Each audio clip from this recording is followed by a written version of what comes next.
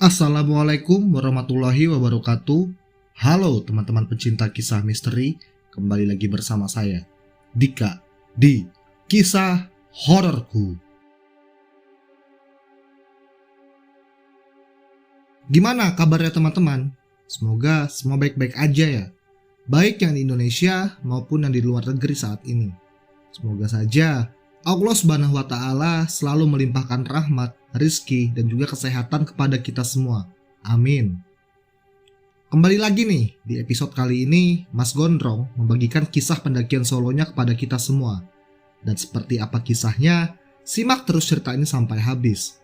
Namun, seperti biasa, sebelum kita mulai kisah ini, ada baiknya kita berdoa, karena apa yang dialami Mas Gondrong bisa saja menimpa kita semua.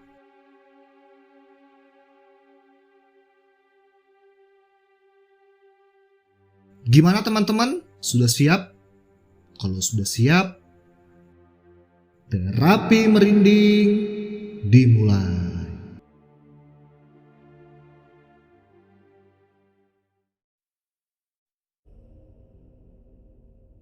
Halo teman-teman kisah hororku, gimana nih kabarnya? Jumpa lagi dengan aku si Gondrong, mahasiswa tukang demo yang selalu mendepankan rasa idealis dalam kehidupan. Kali ini aku mau bagikan nih kisahku mendaki ke sebuah bukit yang ada di tempatku ini yang bisa dibilang lumayan tinggi lah. Sebut saja bukit itu namanya Bukit Cinta yang ada di daerah Kabupaten Banjar, Kalimantan Selatan. Pada awalnya aku sih nggak niat mau mendaki.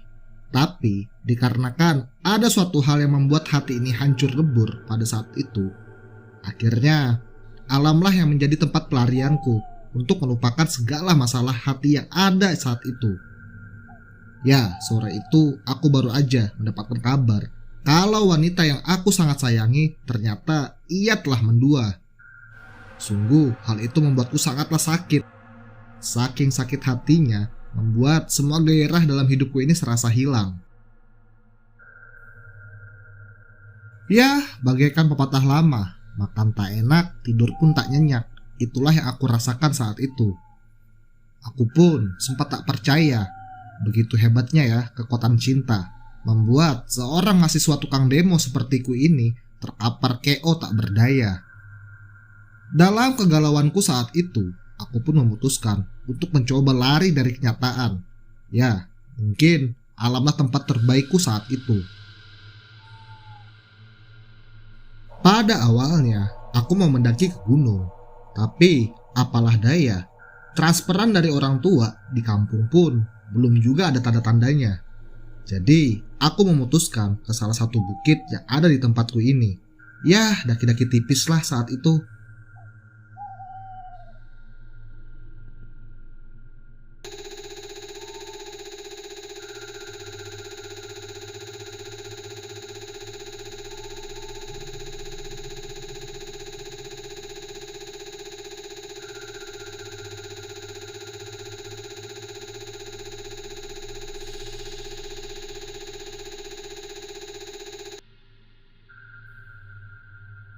Tanpa aku sadari, ternyata air mata telah meleleh di pipi ini. Disinilah aku baru tahu kenapa seorang Fir'aun yang mengaku sebagai Tuhan saja bisa lemah terhadap wanita. Apalagi aku, mahasiswa jelata dari sudut kota yang tidak ada orang tahu. Sore hari, sekitar jam 5 sore, aku pun langsung berangkat. Motor Astrea Legendaku pun dengan setia menemaniku. Dengan kecepatan penuh, sekitar 80 km per jam, aku pun melaju membelah ramainya kotaku saat itu. Dan sekitar jam setengah 7 malam, pada akhirnya aku sampai di pintu gerbang pendakian bukit ini.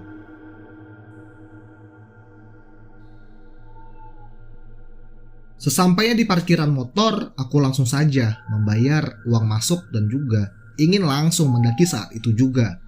Namun, langkahku langsung ditahan oleh petugas yang ada di sana. Dakinya nanti dulu. Ini masih azan maghrib. Gak tahu apa, pemali jalan sendirian di gunung kalau lagi senja, kata si penjaga. Astagfirullahaladzim. Pikiranku nampaknya masih aja nih teracuni oleh bayang-bayangan si mantan. Sampai-sampai suara orang azan aja aku gak dengar, kata batinku saat itu.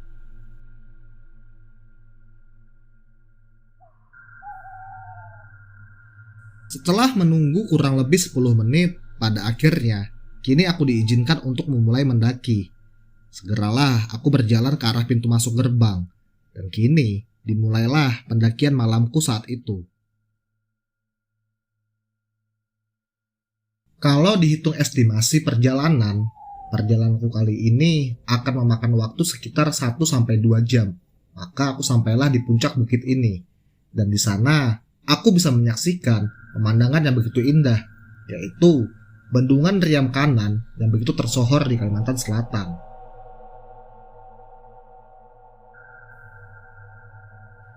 Langkahku pun langsung kupacu dengan santai. Rasa hati kesal dan juga sesek masih aja menghiasi perjalananku kali ini. Maklumlah, aku kan baru patah hati. Satu persatu tanjakan kecil aku lewati dengan santai.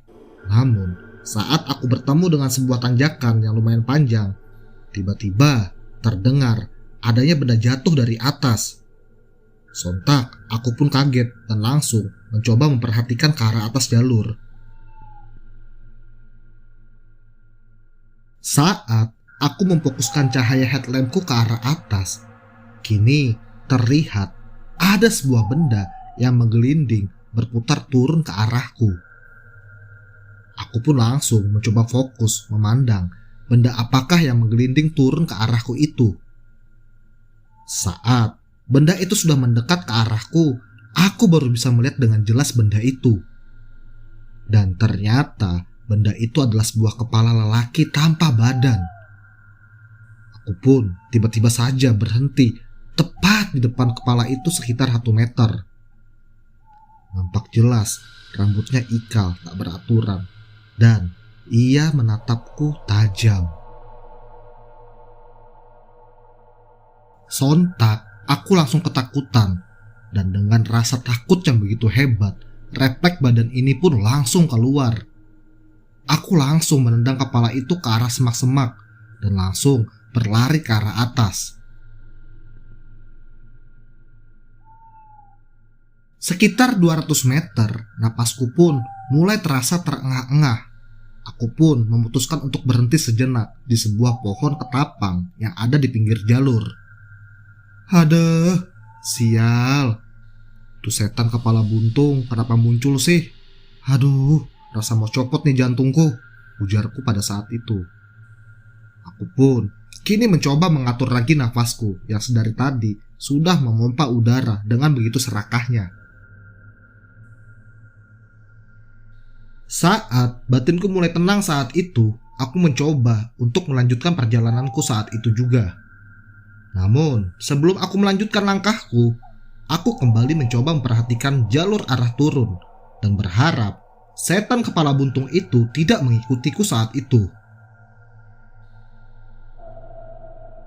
Langsunglah lampu headlampku kuarahkan ke bawah. Dan ternyata bukan hantu kepala buntung yang ada di sana, tapi malah yang lebih menyeramkan kini nampak di hadapanku, yaitu penampakan wanita bergaun putih yang tengah berdiri santai di tengah jalur pendakian. Ya, sosok itu adalah sosok kuntilanak. Ia pun tertawa lirih kepadaku. Waduh, ternyata si setan buntung sudah manggil kawanannya nih. Mungkin ia gak terima kali ya aku tendang tadi. Dan sekarang ia pun memanggil kawanannya tuh si Kunti, ujarku dalam hati. Sontak saja napas yang tadinya mulai tenang kini kembali terpacu. Detak jantungku pun kini mulai terdengar lagi. Aduh, ini setan kenapa pada muncul sih? Walau aku sudah sering daki solo di tengah malam, tapi kalau bertemu hal yang berbau gaib seperti ini, tetap aja mental ini jadi ciut. Aku pun langsung segera berlari ke arah atas dan segera meninggalkan sosok kuntilanak tadi. Aduh, apa salahku dan apa dosaku sih? Baru aja daki sudah diganggu seperti ini. Di tengah perjalanan, aku sudah tidak sanggup lagi berlari. Aku pun memutuskan untuk berjalan pelan saat itu, sambil mencoba mengatur kembali napasku yang saat ini sedang tersengat-sengat. Semoga saja tuh setan gak datang lagi, ungkap batinku saat itu. Napasku pun kini perlahan-lahan sudah mulai tenang. Aku pun kembali berjalan, dan kini aku lebih waspada saat itu. Sekitar 30 menit berjalan, aku tiba di pos 1 bukit yang ada di sana. Nampak ada sebuah warung kopi yang masih buka saat itu. Pas sekali lah, ngopi dulu biar pikiranku bisa tenang dan lepas dari bayang-bayang para setan dan juga mantan, pikirku saat itu. Aku langsung duduk di warung itu dan memesan sebuah kopi hangat. Nampak dari warung itu sudah terlihat bendungan riam kanan yang begitu indah. Ditambah lagi panorama lampu dari warga sekitar yang ada di dekat bendungan itu. Seketika saja pemandangan itu membuat hati dan juga pikiran ini kembali tenang. Nih mas, kopinya diminum dulu, mumpung masih anget. Oh iya pak, makasih banyak. Masnya sendirian aja nih? Iya pak, lagi galau. Jadi mau tenangkan pikiran dulu nih kesini. Tadi gimana di bawah? Ada gangguan gak? Hah? Maksudnya pak gimana tuh? Diganggu setan apa enggak waktu naik kesini? Wah, kok bapak tahu? Iya pak, digangguin loh pak, 2 kali malah. Mas setan kepala buntung, ngakuntil anak juga pak. Oh pantas aja mas, tuh mereka ngikutin sampean dari tadi, ujar si bapak yang membuat aku kembali panik. Hah? Yang bener aja pak, jangan bercanda. Waduh, saya jadi merinding ini. Lalu si bapak pun keluar dari warungnya. Dan setelah itu ia langsung menyiramkan air ke arah jalur bawah pendakian. Udah mas, udah pergi mereka. Memang jahil tuh para penunggu di bawah. Makanya tuh, kalau ke gunung jangan kosong pikirannya mas. Aku pun kini mulai ngobrol-ngobrol dengan si pemilik warung. Dan tak terasa, jam sudah menunjukkan pukul 9 malam pada saat itu. Wah, kayaknya aku terlena nih, jadi lupa waktu kalau kayak gini mah. Setelah ngopi dan juga ngobrol dengan si bapak, akhirnya aku pamit dengan si pemilik warung ini. Dan kini, aku pun melanjutkan perjalananku ke arah puncak.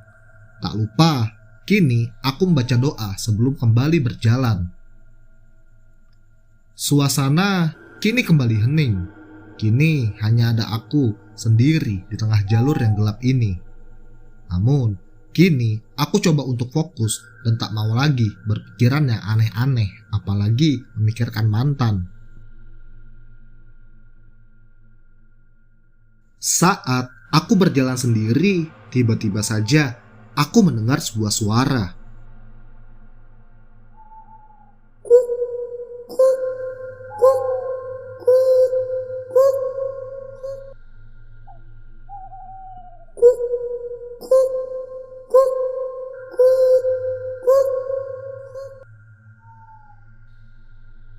Sial, aku tahu suara itu dan aku sangat familiar dengan bunyi yang aku dengar tadi.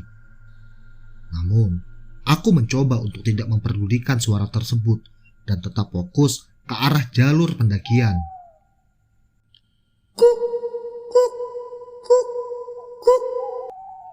Suara itu kini kian jelas telingaku dan aku sadar kalau suara itu berasal dari sebelah kananku saat itu.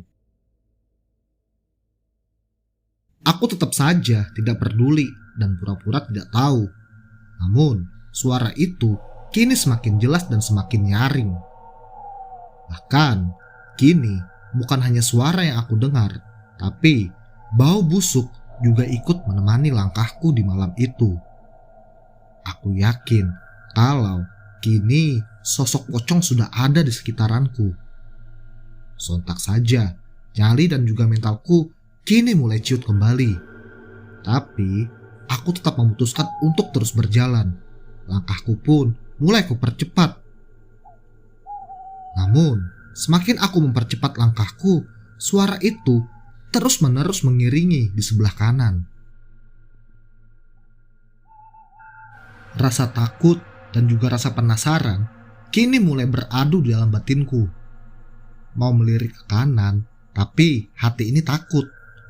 Mau terus berjalan, tapi rasa penasaran kian membesar dalam batinku. Sungguh suatu dilema rasanya saat itu.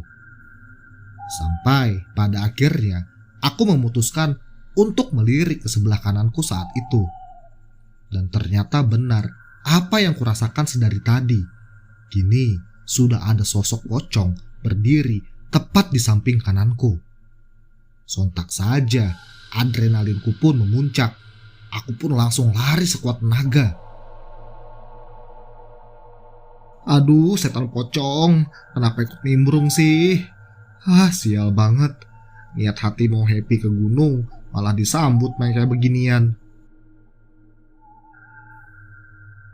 Aku pun berlari sekuat tenagaku. Namun, apa dayaku, napas yang kembali ngos-ngosan sudah tidak bisa lagi aku tahan. Dan pada akhirnya, aku pun berhenti. Jujur, rasa takut sangatlah menyelimuti. Namun, rasa kesal kini kian muncul di dalam hati. Aku yang sedang kesal langsung saja mencoba untuk melampiaskan rasa kesalku saat itu. Dan kebetulan di tengah jalur aku menemukan sebuah kayu kecil. Langsung saja aku ambil kayu itu dan kulempar ke arah pocong yang sedari tadi telah ada di sebelah kananku. Dasar setan, dari tadi gangguin orang aja kamu. Nih, makan nih kayu kau, biar kapok kamu. Namun, anehnya, kayu yang aku lempar hanya menembus tubuh pocong tersebut. Dengan wajah yang tidak bersalah, ia hanya tersenyum kepadaku. Dan tak lama, ia pun menghilang di tengah kegelapan malam pada saat itu. Aku pun sempat kaget melihat hal itu. Namun, aku juga bersyukur karena cara itu ternyata berhasil. Dan aku pun hanya bisa mengelus dadaku sembari aku akan melanjutkan perjalananku lagi. Mumpung itu setan sudah menghilang.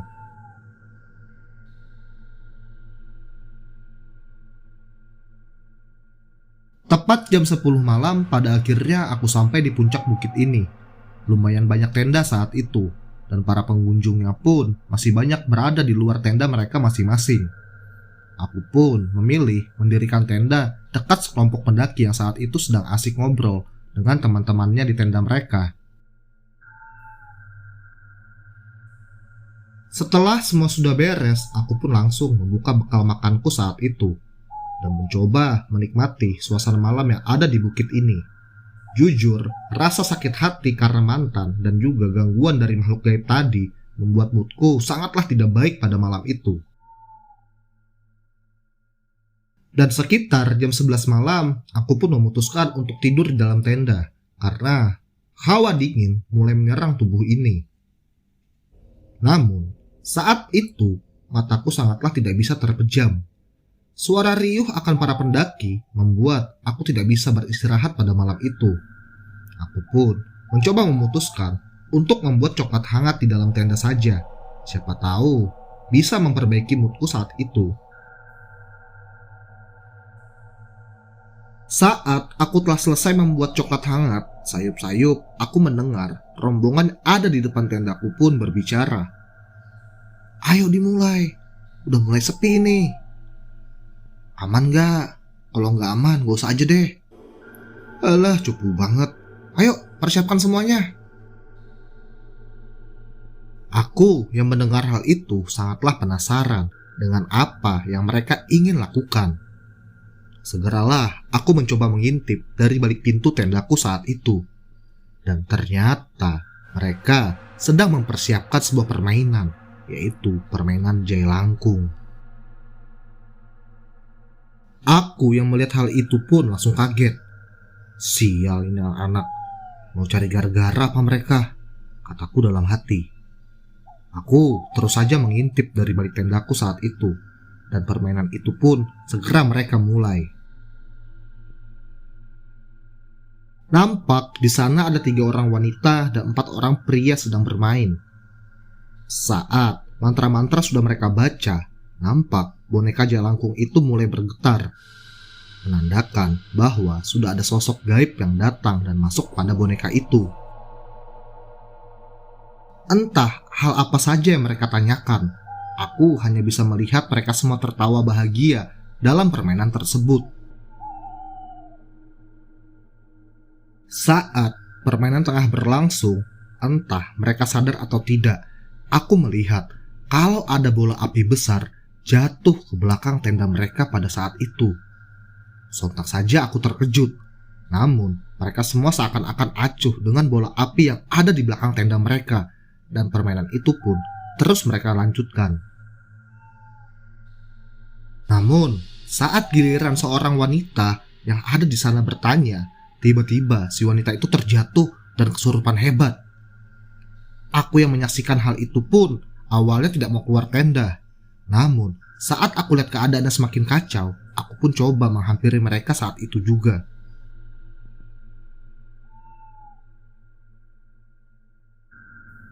Saat aku tiba di tenda mereka, salah seorang pria dari mereka pun mendekat.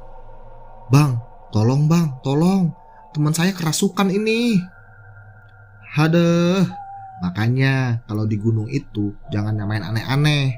Ini main jelangkung di tengah gunung, baru tahu kan akibatnya.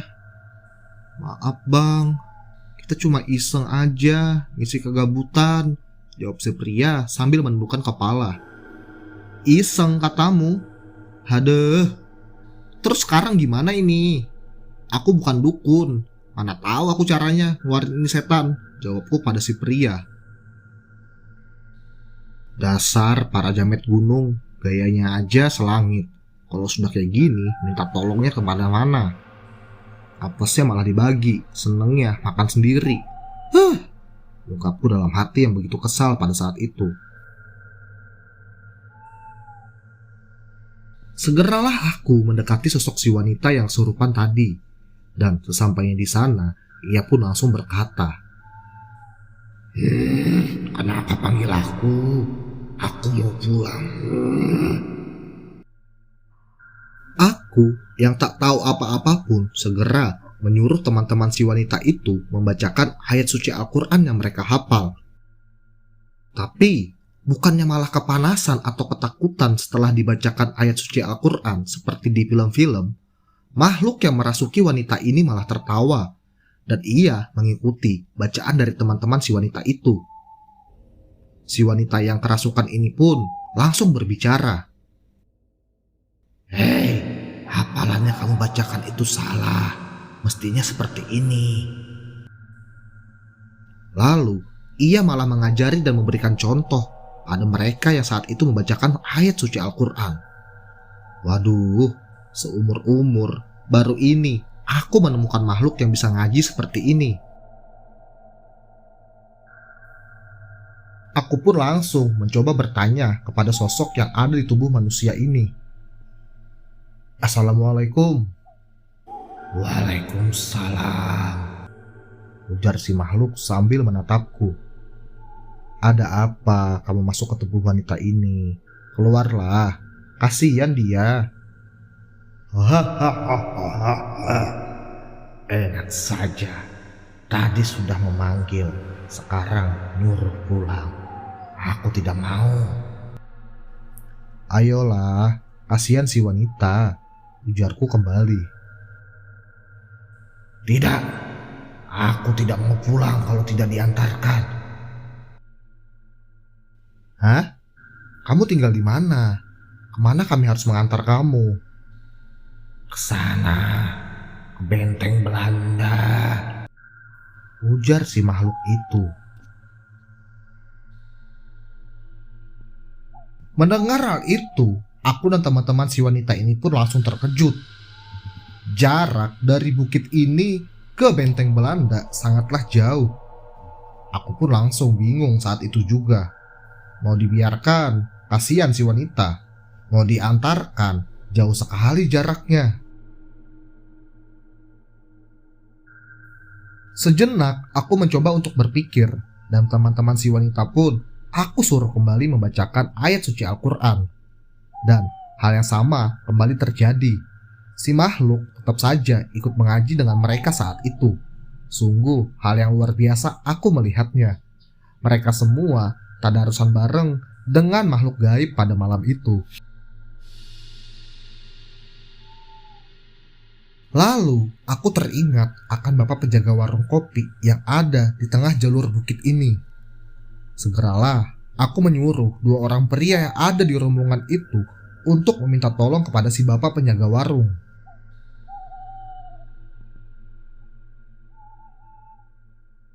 Setelah dua orang teman wanita itu pergi, aku pun masih saja memperhatikan tingkah si wanita yang sedang kesurupan ini. Dia masih saja asik tadarusan bareng dengan teman-teman si wanita yang tetap tinggal di tenda. Untung saja sosok ini tidak agresif.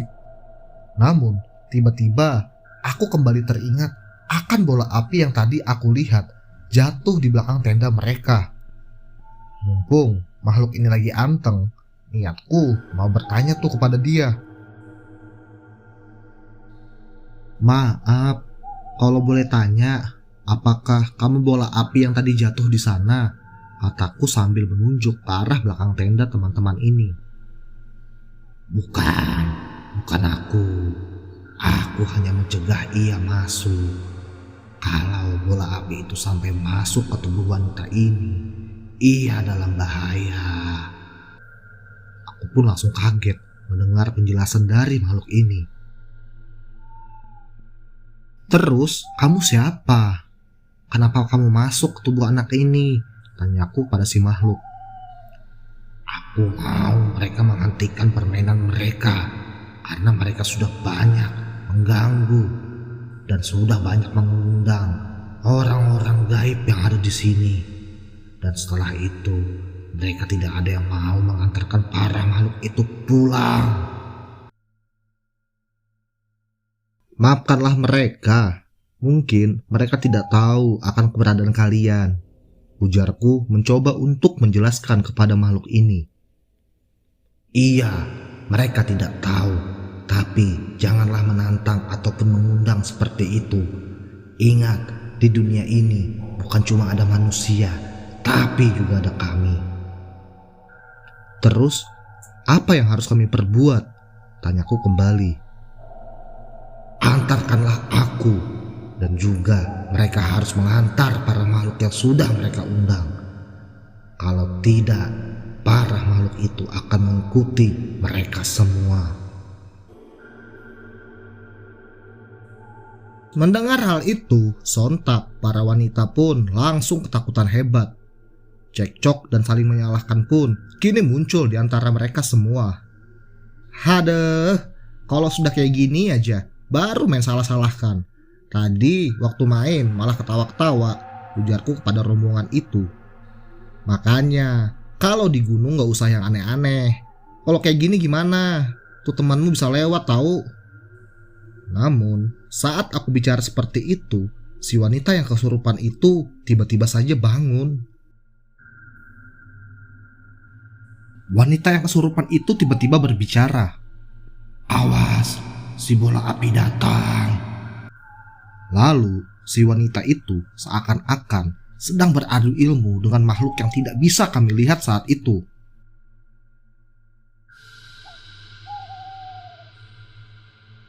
Lumayan seru nampaknya pertarungan itu. Kami semua hanya bisa terdiam sambil melihat tingkah aneh dari si wanita itu. Saat ia sedang bertarung, tiba-tiba saja wanita itu pun berbicara. Hai kalian, jangan cuma diam, bantu aku. Baca ayat-ayat Al-Quran tadi. Kalau tidak, temanmu ini akan dalam bahaya. Sontak, kami semua pun langsung melantunkan ayat-ayat suci Al-Quran yang kami bisa. Sedangkan si wanita yang kesurupan itu masih saja seakan-akan bertarung dengan makhluk yang tidak bisa kami ketahui. Lumayan lama pertarungan itu terjadi, sampai pada akhirnya kami semua tidak sadar kalau kini bapak penjaga warung itu telah datang. Beliau langsung saja mencoba menetralisir daerah yang ada di sana, dan tak lama berselang kondisi pun kini kembali kondusif lagi. Saat kondisi sudah mulai kondusif, kami baru tahu kalau si wanita yang tadinya kesurupan belum juga sadar. Lalu si bapak mencoba berkomunikasi dengan makhluk yang ada di sana. Dan sekitar 15 menit, sosok itu pun pada akhirnya mau dikeluarkan. Setelah kondisi sudah normal kembali, bapak itu langsung saja marah-marah pada rombongan tersebut karena mereka sudah berbuat kurang ajar di gunung itu. Beliau pun juga menjelaskan kalau sosok tadi niatnya baik. Ia ingin menyelamatkan si wanita yang ia rasuki, karena si wanita hampir saja mau diculik oleh sosok bola api yang aku lihat tadi. Dan demi keamanan kami semua, pada akhirnya malam itu juga kami disuruh turun oleh si bapak. Aduh, gara-gara para jamet ini, aku yang awalnya mau mencari ketenangan malah ketiban sial dan harus ikut turun juga pada malam itu. Pengalamannya bisa kirim ke email yang ada di deskripsi ya. Dan jangan lupa dukung terus channel ini dengan cara like, komen, dan juga subscribe ya. Saya Dika, pamit. Sampai jumpa di cerita selanjutnya. Wassalam. Terapi merinding selesai.